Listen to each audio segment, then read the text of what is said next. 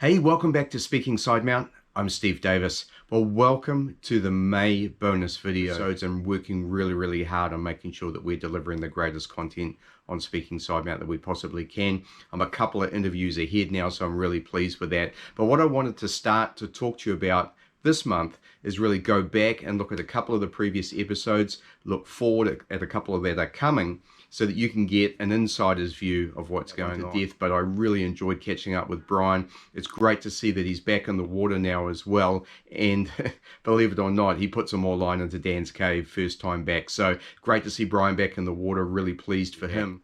The next episode that came after that was, I'm really proud of this too, the 50th episode of Speaking Sidemount, and I managed to get Chris Jewell on for that one. I've been wanting to talk to Chris and some of the members of the CDG team that were involved in the Thai Cave rescue for a long time, ever since I interviewed Richard Harry Harris, way back in one of the earlier episodes, and we did the Thai Cave rescue at length.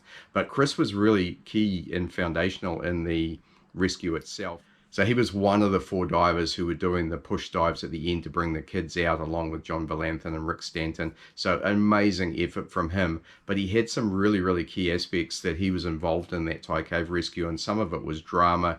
Chris lost the line. That's obviously a premium episode, but I cut a segment of that and put it on YouTube as well, as I did with a couple of other things where he talks about the CDG and also talks about his thoughts on the Thai Cave rescue now looking back. Just last night I released episode 51, which was with Brendan Allen, and that was a really good discussion. Brendan and I have been talking offline for quite some time now about the state of side-mount diving and about the issues that we see, and also some of the solutions that we might be able to come up with. So if you guys have thoughts on that, please drop me a note back, because I'm really interested in how other side-mount divers see this, especially at different experience levels. I mean, some of you are very experienced, some of you are just getting into side-mount. So that's that episode. The next premium episode, I haven't started the edits on that, but I've got PJ Prinsloo from South Africa, who's the technical training director for RAID in South Africa. Amazing diver. He's a member of the Explorers Club. So I'm starting the edit for that next week, and that one will come out as a premium Patron only episode in a couple of weeks from now. So let's go in a little deeper into what I want to cover in this month's bonus video. In the first bonus video, I had a look at my base dive equipment. So we laid everything out on the ground, and we looked at everything from fins to exposure protection to masks and all that. And I gave you a glimpse of that. In the next monthly bonus video, we went through my side mount equipment and had a look at cylinders, we had a look at regulators, and we had a look at my side mount harness and BCD. As you can see behind me, I've got several of those things here. I think there's 5 of them, all the way back to the classic.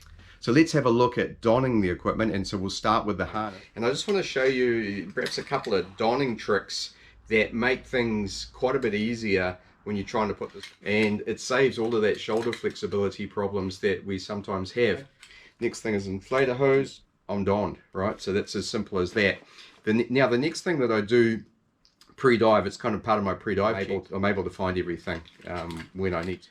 Okay. One of the things I thought I would do in these bonus videos is give you a few tips and tricks. And there's tons of these being done at the moment. So many divers have time on their hands right now, right?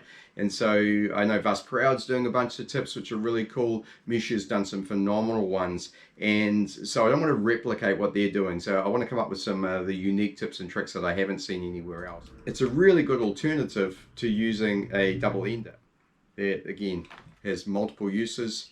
And I've just shown you through a couple of those, so I hope that helps. Let me know if you like that tip, and if you want some more tips, or if there's something that's bothering you with your side mount diving that you would like some advice on, then just drop me a note back and I'll see if I can answer any questions for you. Thanks again for your support of Speaking Side Mount. Thanks so much for being a patron. It really does help the podcast, helps me immeasurably. And again, thanks very much, and I'll catch you in the next bonus video.